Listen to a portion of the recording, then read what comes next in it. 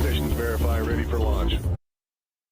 Props, go. AVI. 10, 9, 8, 7, 6, 5, 4, 3, 2, 1.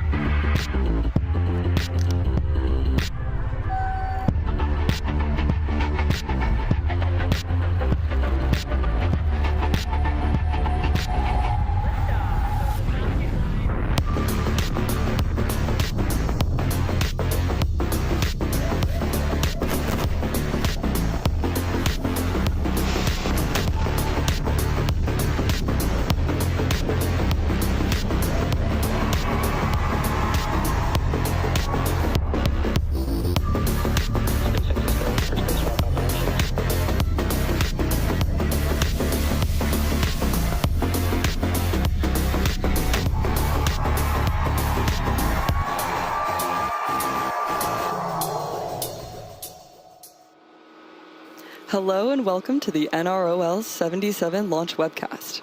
SpaceX's Falcon 9 rocket is currently awaiting liftoff from Space Launch Complex 40 at Cape Canaveral Space Force Station. My name is Amanda Yares and I'm a ground systems engineer here at SpaceX.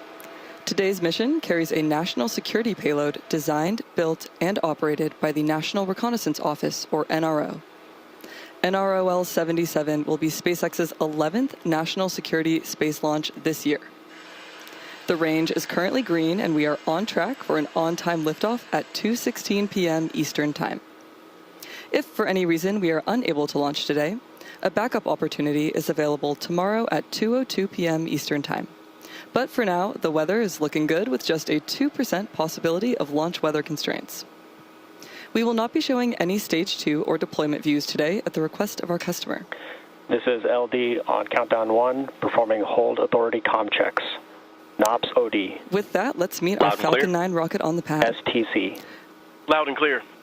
TC. Loud and clear. PD. Loud and clear. Comm checks complete. At 229 feet tall, our two-stage workhorse produces more than 1.7 million pounds of thrust. And rockets like Falcon 9 don't use all that power to go straight up. Early in flight, Falcon 9 performs a gravity turn, which is a smooth pitch maneuver that tilts to build up horizontal velocity. You may hear this called out about 10 seconds into launch as the vehicle pitching downrange. Once the first stage completes its portion of the mission, it shuts down and separates. A staged rocket like Falcon 9 sheds the booster so Stage 2 and the payload can continue to climb faster and more efficiently. After stage separation, today's booster will land back at Cape Canaveral Space Force Station's Landing Zone 2. This particular booster will be returning to Earth for its fourth time. Engine chill has started. It previously supported KF-1, IMAP, and one Starlink mission. The second stage will take over from there, powered by a single Merlin vacuum engine, also known as the MVAC for short. With its extended nozzle and optimized design, the MVAC drives maximum performance in the vacuum of space.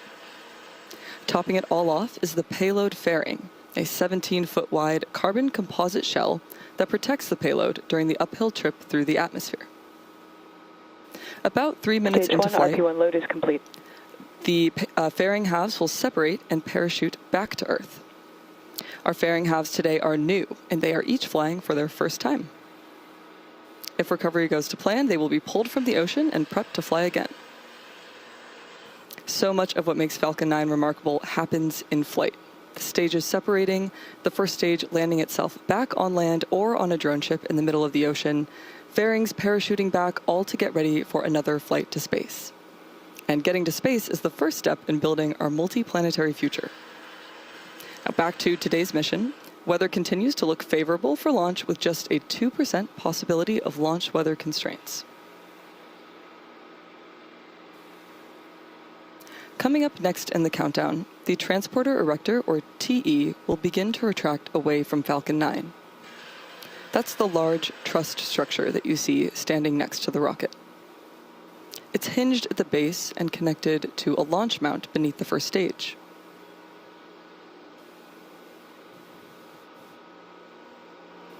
In the retraction process, first the clamp arms around the second stage will open.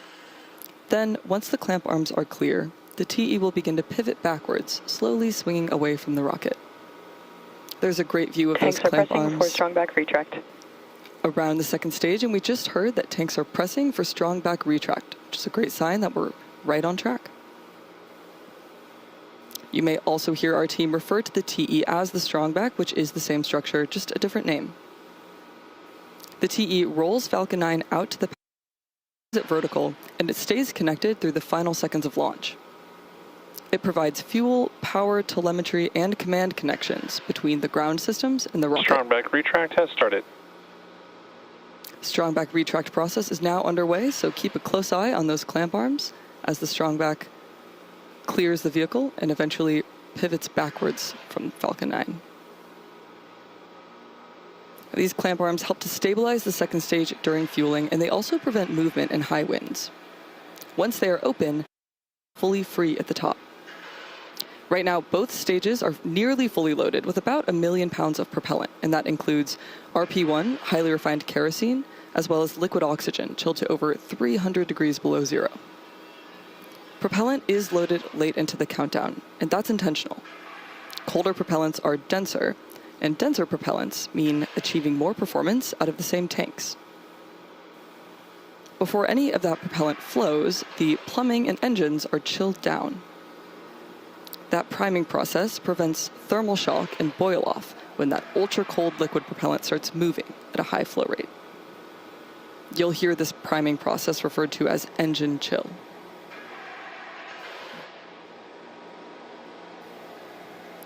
And there you can see the strong back is beginning to retract away from Falcon 9 with the clamp arms fully open and clear of the second stage.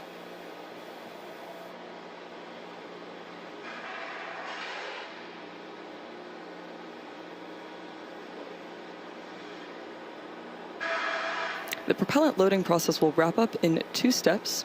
Stage 1 LOX load is complete. The first stage just finished the liquid oxygen loading, and second stage will wrap up about 1 minute from now.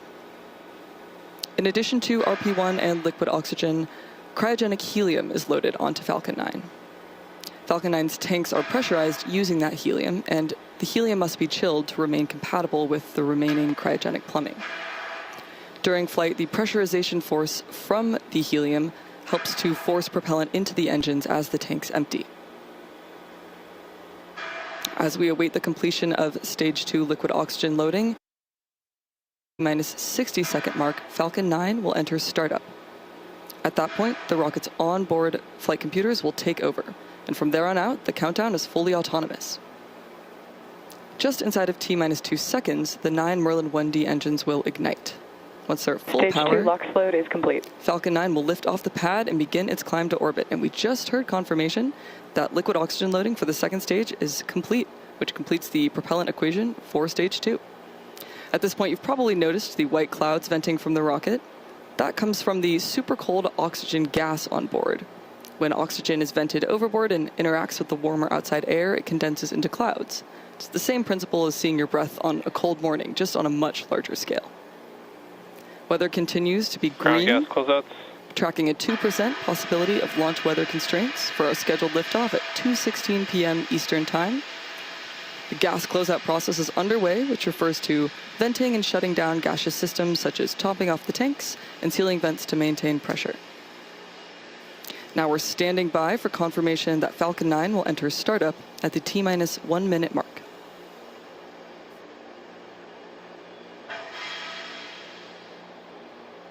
Falcon 9 is in startup.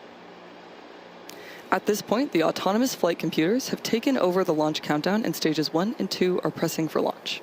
Let's listen in to the launch director's final go.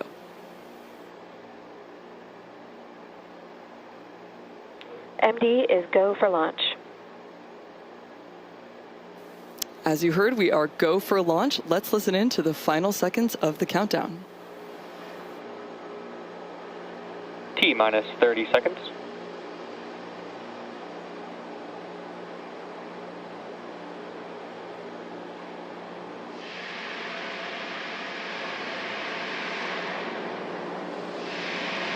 T-minus 15 seconds.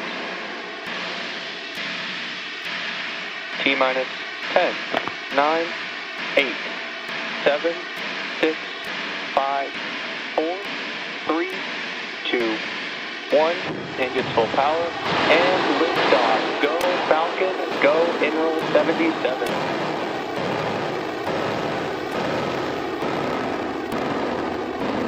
Vehicle is pitching downrange. And with YouTube, the pressure is nominal.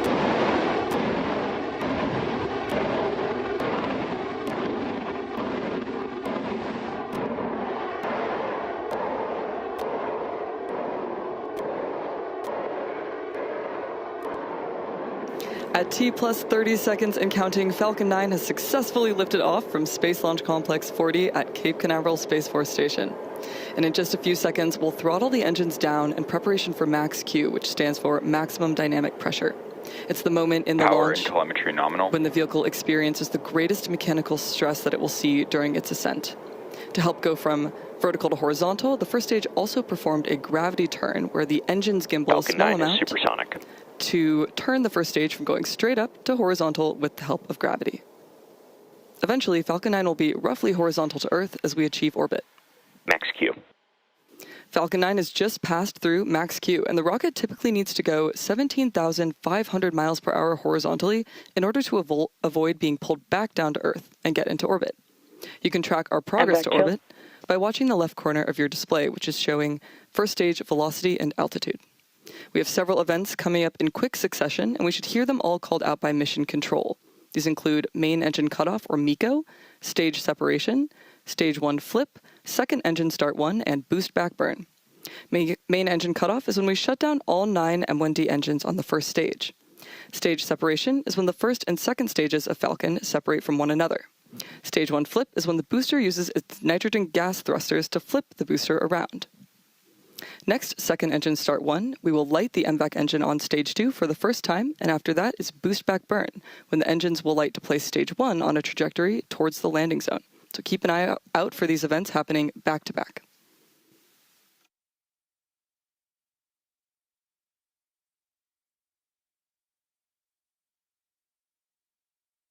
Stage separation confirmed.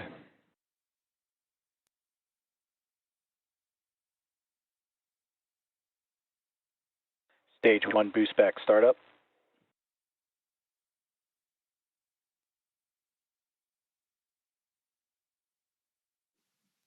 And there we had conclusion of that quick series of events, which again were main engine cutoff, second stage separation, stage 1 flip, second engine start 1, the MVAC engine, and the start of the boost back burn. Coming up next will be fairing separation in just a few seconds. The fairing will jettison away from the second stage as it is no longer required to protect the payload once we're in space.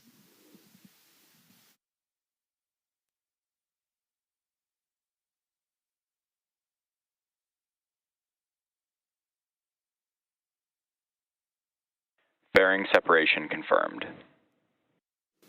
And there's that confirmation of fairing separation. As we mentioned earlier, we will be attempting to retrieve these fairing halves once they fall back to Earth. Stage 1 boost back shutdown. Stage 1 has concluded its first of 3 burns on its way back to Earth with the confirmation of boost back shutdown. This has properly oriented Falcon 9 for its return trajectory. We're currently just past 3 minutes and 40 seconds into today's mission.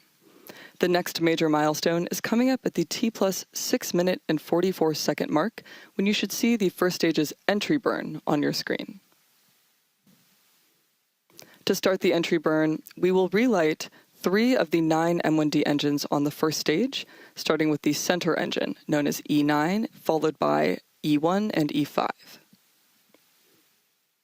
The booster engine graphic on the right-hand corner of your screen Both displays... vehicles are following nominal trajectories.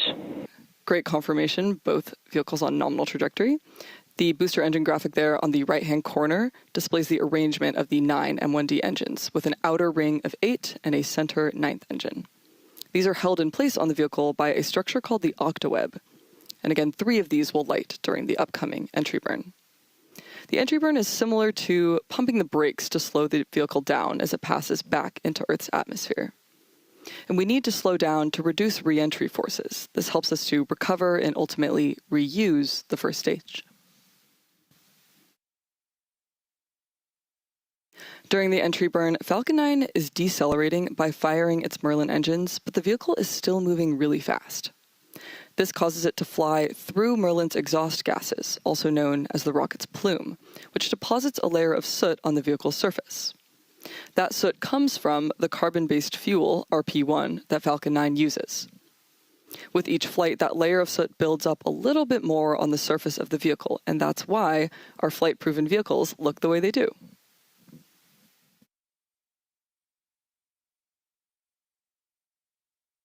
Now we are still just over a minute away from the beginning of the entry burn. You can see on the left-hand corner of the screen the first stage is decelerating as it makes its way back to Earth. The first stage is not only going to use the Merlin engines for re-entry and landing, it will also use the titanium grid fins and nitrogen gas thrusters for stability and control. Falcon 9 is attempting a re-landing today back on land at Cape Canaveral Space Force Station's Landing Zone 2. As a reminder, at the request of our customer, we will not be displaying any views of Stage 2 for today. Falcon 9's reusability is key to lowering the cost of spaceflight, enabling more investments in critical space infrastructure. It allows SpaceX to refly the most expensive parts of the launch vehicle, which in turn drives down the cost of going to space, making missions like today's possible for more organizations and more often. The Falcon 9 first stage supporting today's mission will be performing this upcoming entry burn for its 4th time. Now we're about 10 seconds away from the beginning of entry burn, and again we'll be relighting 3 of the 9 M1D engines. Stage 1, entry burn startup. There's that call out for the startup of the entry burn on Falcon 9's first stage. This is set to last about 15 seconds. And again, we're slowing the vehicle down in preparation for its final burn and landing.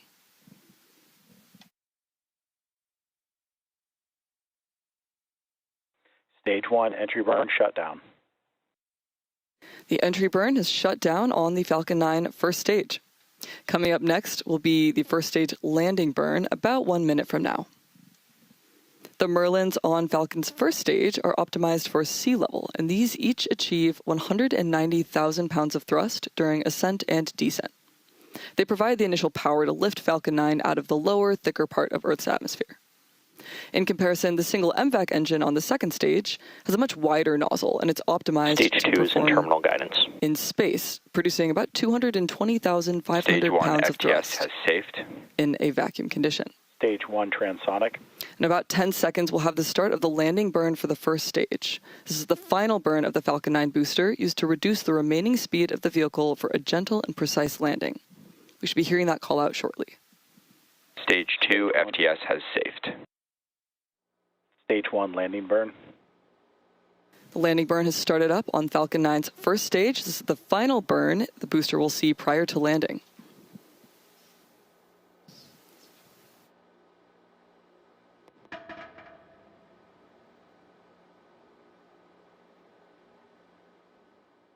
Stage 1 landing leg deploy.